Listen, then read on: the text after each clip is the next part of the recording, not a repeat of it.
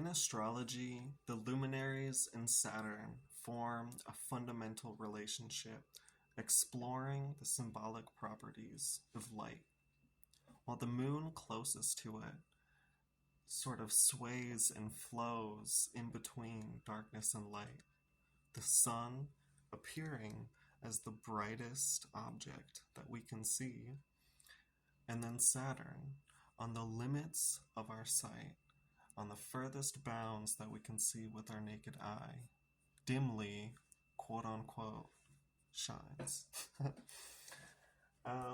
So, in my last video, I brought up how Saturn, Sun, and the Moon are also seen in relationship to the ruling signs in astrology to form this pattern of spiritual with the luminaries and corporeal with Saturn. And so, explaining this, we see the moon ruling Cancer, which is our own internal needs and emotions. It's commonly associated. The sun being Leo, which is our pride, ego, and sense of self. But then over here in Saturn, we have our responsibility, our rank.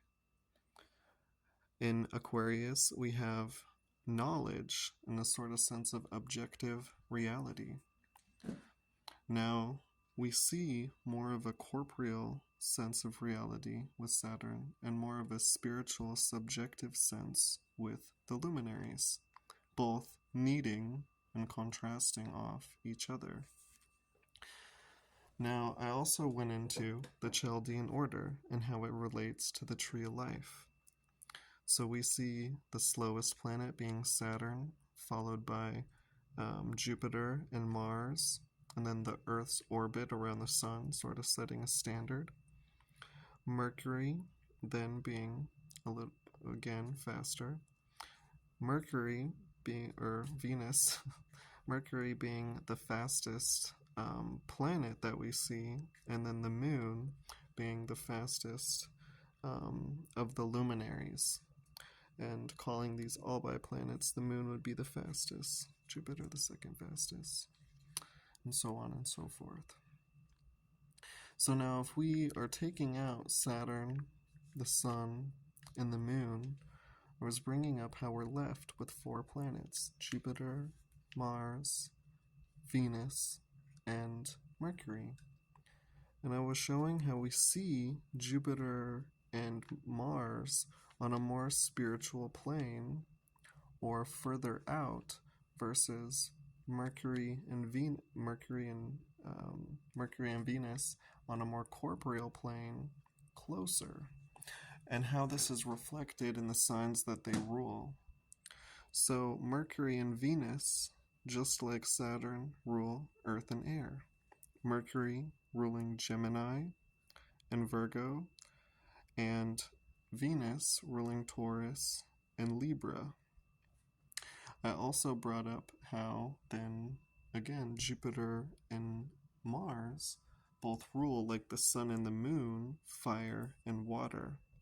So Mars ruling Aries and Scorpio, and Jupiter ruling Sagittarius and Pisces.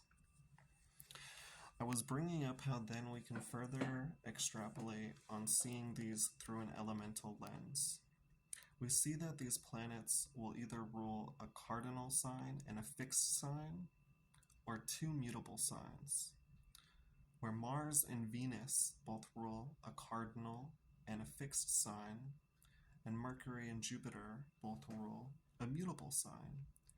So we see this adaptable element with Jupiter and Mercury swaying them more on a quote-unquote feminine or flexible side, versus Mars and Venus with their cardinality and fixity being more stubborn and assertive, quote-unquote masculine.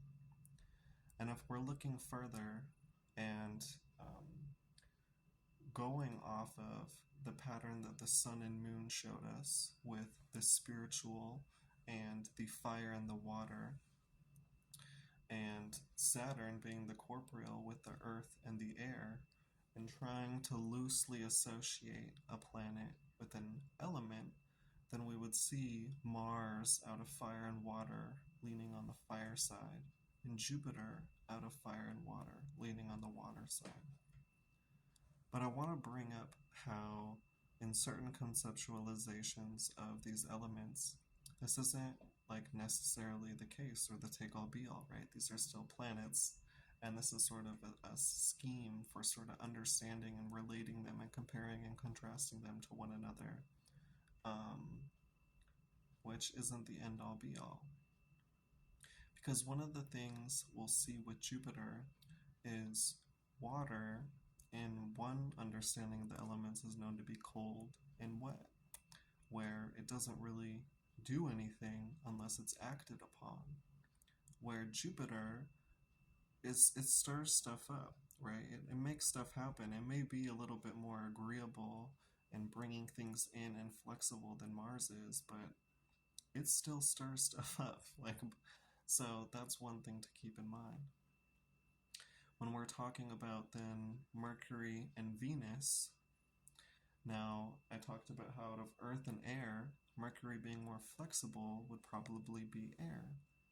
But air is in another conceptualization known to be hot and wet. This doesn't so much apply in the conceptualization where air is cold, but in thinking about air as hot and wet, we have to remember that Mercury has a very rational tone, and this wetness and flexibility is not as much relatability, although it's really good at relating and mimicking, as it is adaptability. There's still a rational mindset, and Mercury is still one in similar but different ways to Jupiter that will still stir stuff up, right, and not necessarily bring everything together. So, and this is contrasted with Venus. How I said Venus rules one of the most earthly signs, being Taurus, fixed earth, right? Fixity, the quality of being set, and earth, the quality of being heavy and real, practical. It also rules Libra, a cardinal air sign. So that's why out of air and earth, I was leaning more towards earth. But what is earth known to be? Well, Earth's known to be dry and sort of sets itself apart. And Venus as a planet, although it may be more earthly and into accruing value than, say, Venus, which may be more airy and accruing intellect, Venus is still trying to connect things together, right? And it's not necessarily going to have that cut off, dry quality that can be associated with Earth. So I think that was basically going through the planets and comparing and contrasting them. What I love about this scheme is we can then, from those sort of elemental conceptualizations, do that, compare and contrast, right? Where Mars and Jupiter are both spiritual, right? But Jupiter is asking you to connect to something greater, where Mars is asking you to define yourself, right? Mercury and Venus are both more practical, where Venus is asking you to bond and enjoy what you have, where Mercury is asking you to understand it, right, and organize it, express it, right? And so we see this again reflected on even the bodily level that the moon can represent. It's like Mercury and Venus are working on this lunar level, but it's interesting because they have that rationality of Saturn, right? So our wealth and our knowledge, things that we can sort of point to and test, right? Where Mars and Jupiter are a little bit harder to pin down, right? Your willpower, yeah, there are some ways to test it, um, but not quite as like demonstrating an ability, right? It's more raw. It's like Jupiter, our faith, right, versus our knowledge. So that's the ways it kind of goes to that fluid element of them do correlating with water and fire, what you can't really hold or pin down. But yeah, there goes exploring the nuances between their relationships. Hope you enjoyed.